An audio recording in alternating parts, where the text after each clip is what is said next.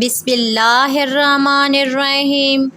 السلام علیکم معزز ناظرین۔ کنواری ماں کی سیکنڈ لاسٹ ایپیسوڈ۔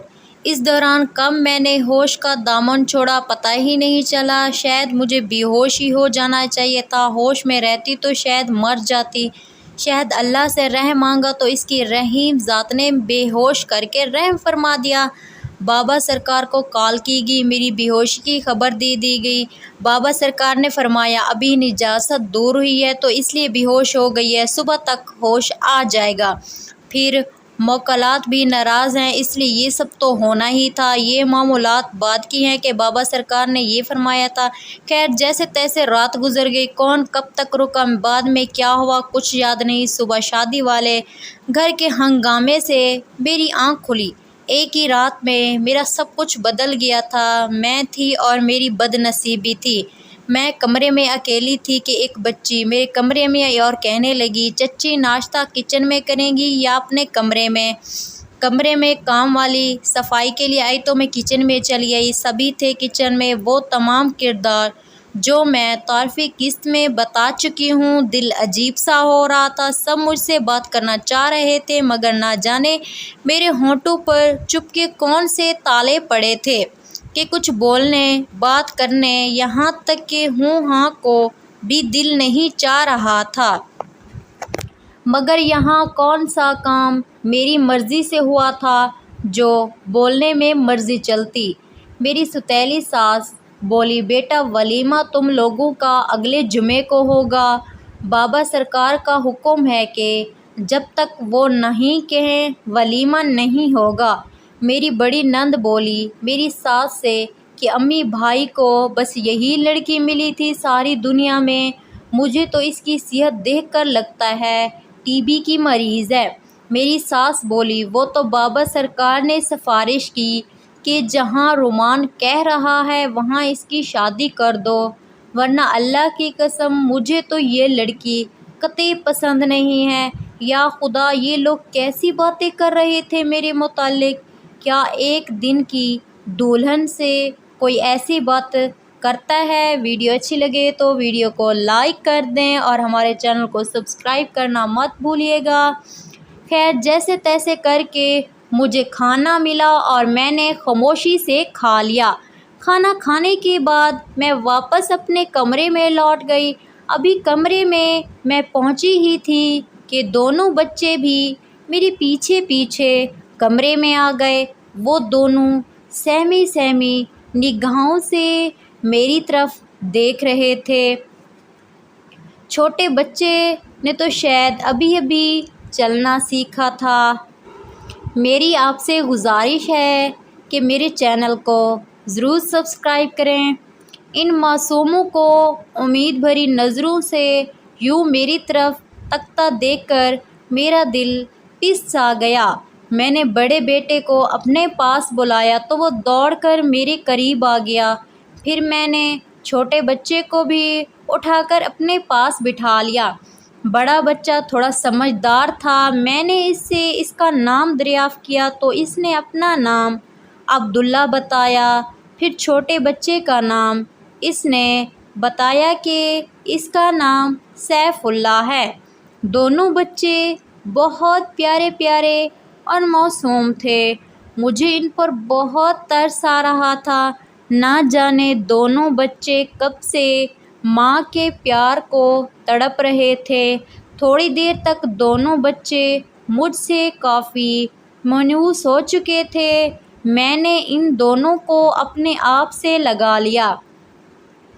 انہیں خود سے لگاتے ہی میری ممتا جاگ اٹھی۔ میں نے دل نے پکا ارادہ کر لیا تھا کہ ان دونوں کا ہر طرح سے خیال رکھ کر انہیں ہر ممکن ماں کا پیار دینے کی کوشش کروں گی۔ شاید 1.5-2 سال تک اپنی ماں سے جدا رہنے کے بعد بچوں کو ماں کے بغیر ہی رہنے کی عادت ہو چکی تھی، یا پھر وہ اپنی دادی کو ہی ماں سمجھتے تھے۔ دن میں بچے کبھی میرے پاس آ جاتے اور کبھی واپس لوٹ جاتے۔ رات کو تو بچے بالکل میرے پاس نہیں آتے تھے۔ وہ اپنی دادی کے ساتھ سوتے تھے۔ میں بھی زیادہ تر اپنے کمرے میں موجود رہتی تھی کیونکہ مجھے معلوم پڑ چکا تھا تمام گھر والے اپنے آپ میں مگن رہنے والے لوگ ہیں۔ میرا دل ان اندیشوں میں ڈوبا ہوا تھا۔ پتہ نہیں رومان کا مجھ سے کیا رویہ ہوگا، کہیں ان کا رویہ بھی ان کے گھر والوں جیسا تو نہیں۔ اس کشمکش میں 2 دن بیت گئے۔ میں ابھی بھی اس گھر میں اجنبیوں کی طرح رہ رہی تھی۔ صرف کھانے کے وقت ہی مجھے بلایا جاتا تھا۔ رومان کا مجھے کچھ اتا پتہ ہی نہیں تھا۔ یہ شادی کا 3 دن تھا۔ میں آج بھی اجنبیوں کی طرح اپنے کمرے میں بیٹھی ہوئی تھی۔ اچانک کمرے کا دروازہ کھلا اور کوئی اندر آیا۔ میں نے دروازے کی طرف دیکھا تو رومان صاحب موجود تھے۔ رومان صاحب نے آتے ہی مجھے سلام کیا اور میرے ساتھ بیڈ پر بیٹھ گئے۔ ویڈیو اچھی لگے تو پلیز ویڈیو کو لائک کر دیں اور کمنٹ سیکشن میں اپنی رائے بتانا آپ کو یہ ویڈیو کیسی لگی، کہانی کیسی لگی۔ رومان صاحب نے میرے چہرے کی طرف دیکھا تو میں خالی نظروں سے انہیں ہی تک رہی تھی۔ تھوڑی دیر تک رومان صاحب ٹکٹکی باندھ کر مجھے دیکھتے رہے اور پھر گوئے ہوئے، سمیہ مجھے پتہ ہے میری وجہ سے تمہیں کافی پریشانی اٹھانی پڑی ہوگی، مجھے معاف کر دو، میں مجبور تھا۔ بابا جی سرکار نے تم سے شادی کرنے کے سلسلے میں میری بہت مدد کی ہے۔ اگر وہ میرا ساتھ نہ دیتے تو شاید میں تمہیں کبھی پا ہی نہیں سکتا۔ ان کی بات ماننا میری مجبوری تھی۔ تمہارے بغیر بھی میں بہت پریشان تھا اور مجھے پل پل تمہاری یاد ستاتی رہی تھی۔ میں تمہیں یقین دلاتا ہوں کہ آئندہ تمہیں کسی قسم کی پریشانی کا سامنا نہیں کرنا پڑے گا۔ تم ایک کام کرو، مجھے بہت زوروں کی بھوک لگی ہے، پلیز میرے لیے کھانا تو لگا دو۔ میں اٹھ کر کچن کی طرف چلی گئی تاکہ رومان کے لیے کچھ کھانے کو لا سکوں۔ تھوڑی دیر بعد ہم اکٹھے کھانا کھا رہے تھے۔ رومان صاحب نے مجھے اپنے ہاتھوں سے کھانا کھلایا۔ رومان کا پیار بھرا رویہ دیکھ کر میری پریشانی قدرے کچھ کم ہو گئی تھی۔ کھانا کھانے کے دوران رومان بہانے سے میرا ہاتھ اپنے ہاتھوں میں پکڑ لیتے اور مجھے اپنے ہی ہاتھوں سے کھانا کھلانے لگتے تھے۔ میں تو شرم سے پانی ہوئی جا رہی تھی۔ جب ہم کھانا کھا چکے تو رومان نے کہا کہ چلو سمیہ ہم کہیں گھوم پھر کر آتے ہیں، تم بھی بور ہو چکی ہوگی، تم ایسا کرو پہلے نہا کر فریش ہو جاؤ، پھر میں تمہیں اپنے ہاتھوں سے تمہارا میک اپ کروں گا، تمہیں تیار کروں گا۔ جب میں نہا کر واش روم سے باہر آئی تو رومان کے ہاتھوں میں سرخ رنگ کے 2 ڈبے اور 2 شاپنگ بیگ موجود تھے اور ایک بڑا سا باکس بیڈ پر موجود تھا۔ رومان نے آنکھ کے اشارے سے مجھے اپنی طرف بلایا اور پھر ایک شاپنگ بیگ میری طرف بڑھاتے ہوئے مجھے کہا کہ تم جلدی سے یہ کپڑے پہن کر آؤ۔ مجھے اس بات کی حیرانی ہوئی کہ یہ اتنی جلدی نئے کپڑے کہاں سے لے کر آئے ہیں۔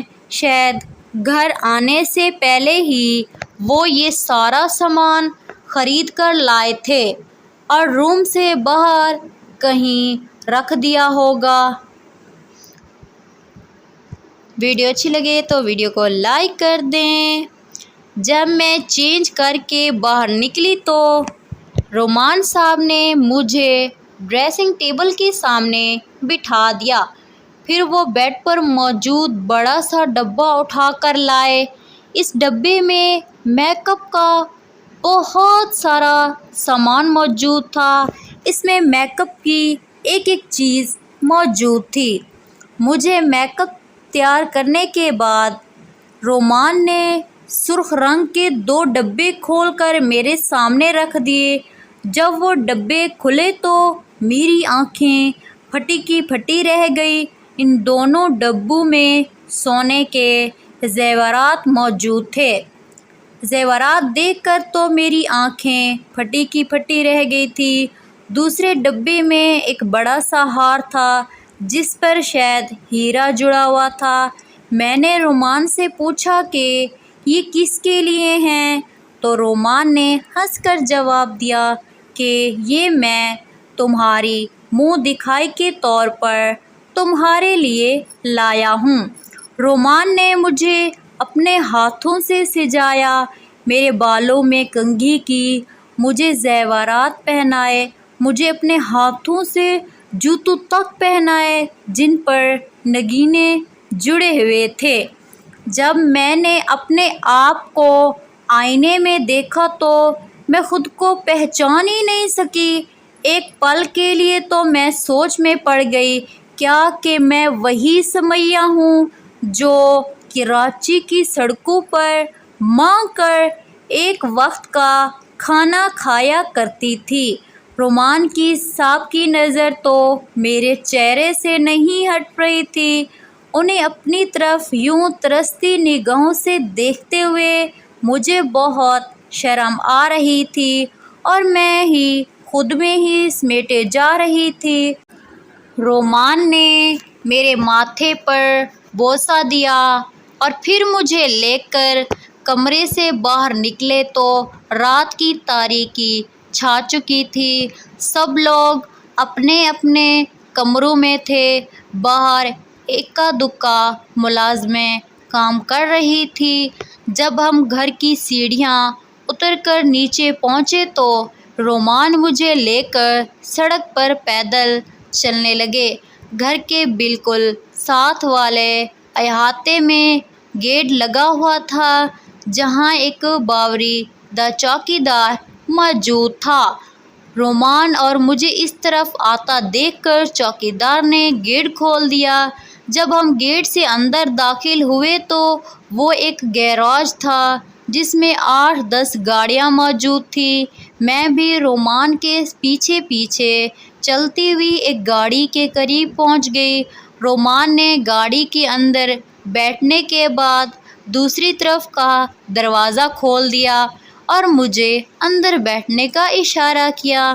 میں بھی اگلی سیٹ پر رومان کے ساتھ بیٹھ گئی۔ تھوڑی دیر بعد گاڑی تیزی سے سڑک پر گامزن تھی۔ رومان ایک ہاتھ سے گاڑی ڈرائیو کر رہے تھے اور دوسرے ہاتھ میں میرا ہاتھ پکڑے میری خوبصورتی کی تعریف کر رہے تھے۔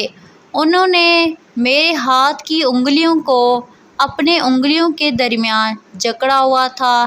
اس دوران کبھی کبھی وہ اپنی انگلیوں کے پر سے میری انگلی مسلنے لگتے۔ ان کی اس حرکت سے مجھے بہت شرم آ رہی تھی۔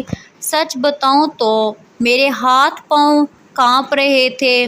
رومان نے میری یہ حالت محسوس کر لی اور میرا ہاتھ چھوڑ دیا، لیکن وہ بار بار میری طرف مسکرا کر دیکھ رہے تھے۔ شاید میری حالت پر انہیں ہنسی آ رہی تھی۔ کچھ دیر بعد ہم ایک ہوٹل میں موجود تھے۔ میں نے تو زندگی میں پہلی بار ایسا ہوٹل دیکھا تھا۔ رومان صاحب نے کھانے کا آرڈر دیا۔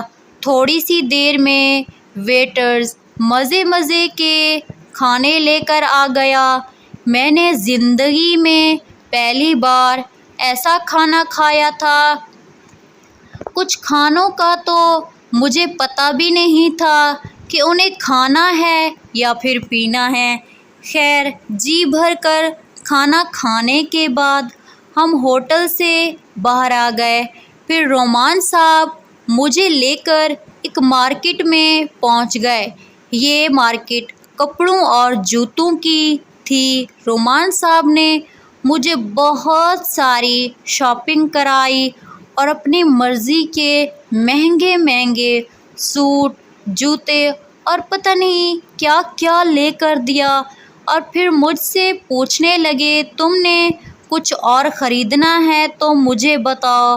میں انہیں بھلا کیا بتاتی، مجھے تو بنا کچھ کہے یہ سب کچھ مل گیا تھا۔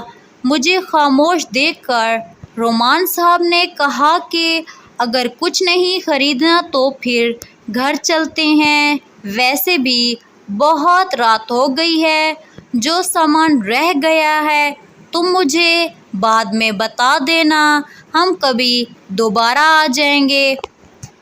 رومان کا ساتھ پا کر میں بہت بہت خوش تھی۔ مجھے اپنی قسمت پر یقین ہی نہیں آ رہا تھا۔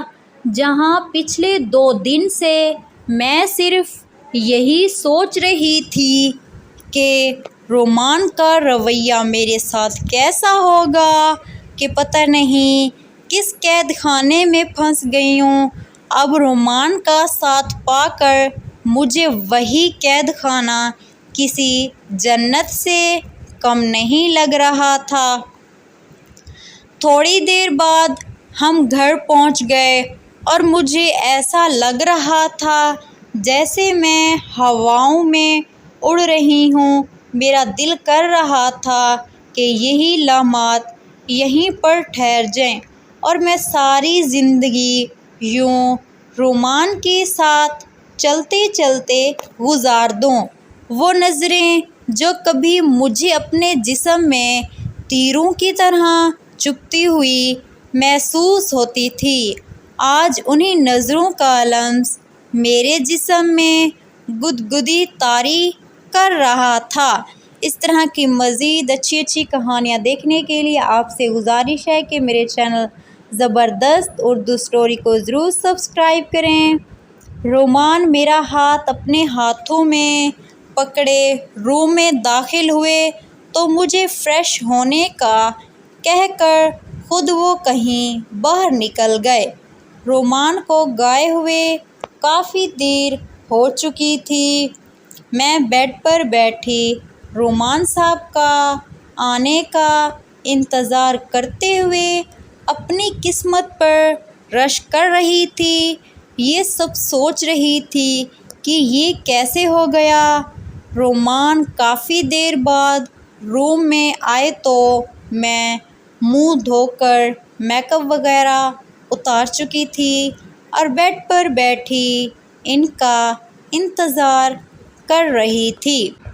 سمیہ دل ہی دل میں اپنی قسمت پر بہت رشک کر رہی تھی۔ رومان مسکراتے ہوئے آگے بڑھے اور بیڈ پر مجھ سے کچھ فاصلے پر بیٹھ گئے اور زیور وغیرہ اتارنے میں میری مدد کرنے لگے۔ پھر میرے کان میں شرارت سے بولے، جی آج آپ تھک تو نہیں گئی؟ مزہ آیا گھوم کر؟ نہیں، میں بالکل ٹھیک ہوں، آپ سنائیں آپ کیسے ہیں؟ رومان نے مسکراتے ہوئے کہا، تمہارے پاس آ کر میں بالکل ٹھیک ہو گیا ہوں۔ ان کے اس انداز میں بہت زیادہ شرما گئی۔ یہ کہہ کر رومان نے میرے ہاتھوں کو اپنے ہاتھوں میں لے لیا اور محبت بھرے انداز میں بولے، دیکھو آخر میں نے تمہیں اپنا بنا ہی لیا۔ تم تو بہت ہی ظالم ہو، تم نے کبھی مجھ سے بات تک نہیں کی تھی۔ بھلا کیا کمی تھی مجھ میں؟ کیا میں اس قابل بھی نہیں تھا کہ مجھ سے بات ہی کر لی جاتی؟ سمیہ دل ہی دل میں بہت پچھتا رہی تھی اور پھر سمیہ نے جواب دیا، نہیں رومان صاحب ایسی کوئی بات نہیں ہے، آپ پلیز غلط مت سوچیں میرے بارے میں نے ایسا کبھی سوچا بھی نہیں تھا۔ رومان مسکرائے اور جیب سے ایک طلائی انگوٹھی نکال کر میری انگلی میں پہناتے ہوئے بولے، یہ میں آپ کے لیے انگوٹھی لے کر آیا ہوں، آج تو آپ بہت خوبصورت لگ رہی ہیں۔ سمیہ نے بھی خفگی سے کہا کہ کیوں، میں پہلے خوبصورت نہیں لگتی تھی کیا جو میں آج خوبصورت لگ رہی ہوں؟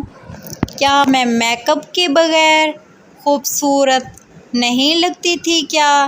اس بات پر رومان نے میرا ہاتھ اپنے ہونٹوں سے لگا لیا اور دھیرے سے کہا، نہیں، آپ تو پہلے دن سے ہی میرے دل کی رانی بنی ہوئی تھی، لیکن آج آپ کچھ زیادہ ہی خوبصورت لگ رہی ہو، کیونکہ اس میک اپ نے آپ کو پہلے سے زیادہ، کہیں زیادہ خوبصورت بنا دیا ہے۔ سمیہ، میں تم سے بے حد محبت کرتا ہوں، پلیز تم کبھی مجھ سے جدا نہ ہونا۔ پھر رومان مجھے سمجھانے کے انداز میں بولے، دیکھو سمیہ، پہلی بیوی سے میری طلاق ہو چکی ہے اور اس سے میرے 2 بچے ہیں۔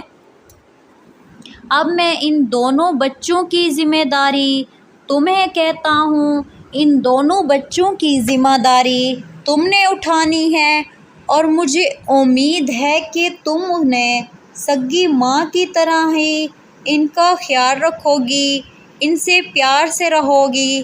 جی رومان، آپ بالکل فکر نہ کریں، آپ کو میری طرف سے کبھی کوئی شکایت نہیں ہوگی۔ میں ان دونوں کو اپنی جان سے بھی زیادہ عزیز رکھوں گی اور انہیں ایک ماں والا پیار دوں گی۔ اور ہاں، ایک اور بات، میرے گھر والے تھوڑے سخت مزاج ہیں، لیکن اگر تم ان کے ساتھ پیار، محبت اور احترام سے پیش آؤ گی تو ان کے دل بہت جلد پگھل جائیں گے۔ میرے والد صاحب تو اب بہت بوڑھے ہو چکے ہیں اور زیادہ تر اپنے ہی کمرے میں رہتے ہیں اور اپنے کام سے کام رکھتے ہیں اور اپنے کمرے سے کبھی کبھار باہر نکلتے ہیں، نہیں تو وہ وہیں اپنے کمرے میں ہی رہتے ہیں۔ لیکن جو میری سوتیلی ماں ہے، شاید وہ تم سے بغض رکھے گی، تم کو ان کی کڑوی باتوں کو بھی خوش اسلوبی سے برداشت کر لینا ہے تاکہ تم ان کے دل میں جگہ بنا لو۔ تم دیکھنا، آہستہ آہستہ ان لوگوں کا رویہ بھی تمہارے ساتھ بدل جائے گا اور یہ تمہارے ساتھ اچھے طریقے سے پیش آئیں گی، چونکہ تم بھی اب اس گھر کا حصہ ہو تو اسے جنت بنانے میں تمہیں بھی اپنا کردار ادا کرنا ہوگا۔ ان کی ایسی باتیں بہت سی تمہیں برداشت کرنی ہوں گی جس سے اس گھر کا سکون برقرار رہ سکے۔ اور پھر رومان صاحب نے کہا، میں بھی اپنی طرف سے پوری کوشش کروں گا کہ تمہیں بھی گھر کے کسی فرد کی طرف سے کسی پریشانی کا سامنا نہ کرنا پڑے، سارے گھر والے آپ کی عزت کریں اور آپ کا احترام کریں۔ جی رومان، آپ جیسا کہہ رہے ہیں بالکل ویسا ہی ہوگا، آپ کو کبھی شکایت کا موقع نہیں دوں گی۔ پھر رومان نے مجھے اپنی باہوں کے اعصار میں سمیٹ کر میرے گالوں کو چوم لیا۔ یہ لمحات میری زندگی کے حسین ترین لمحات تھے۔ رومان کا ساتھ پا کر میں بہت بہت خوش تھی۔ میں نے کبھی سپنے میں بھی نہیں سوچا تھا کہ رومان اتنی محبت کرنے والا شوہر ثابت ہوگا۔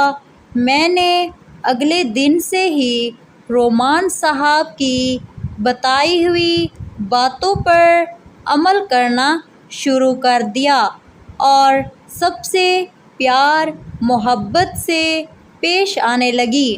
رومان کے گھر والے مجھ سے جتنا بھی برا رویہ رکھتے، میں ان کی کسی بھی بات کا برا نہیں مناتی تھی اور ان سے حسن سلوک سے پیش آتی رہی، ان کی عزت، ان کا احترام کرتی رہی۔ اپنی سوتیلی ساس اور سسر کی تو میں نے بے انتہا خدمت کی۔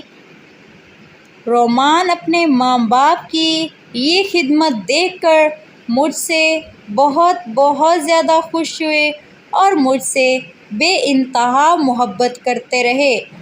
اس کہانی کی لاسٹ ایپیسوڈ دیکھنے کے لیے آپ سے گزارش ہے کہ ہمارے چینل زبردست اردو اسٹوری کو ضرور سبسکرائب کریں اور ویڈیو کو لائک کرنا مت بھولیے گا۔ شکریہ۔ انتظار کیجیے دوسری ویڈیو کا۔ تب تک کے لیے اللہ حافظ۔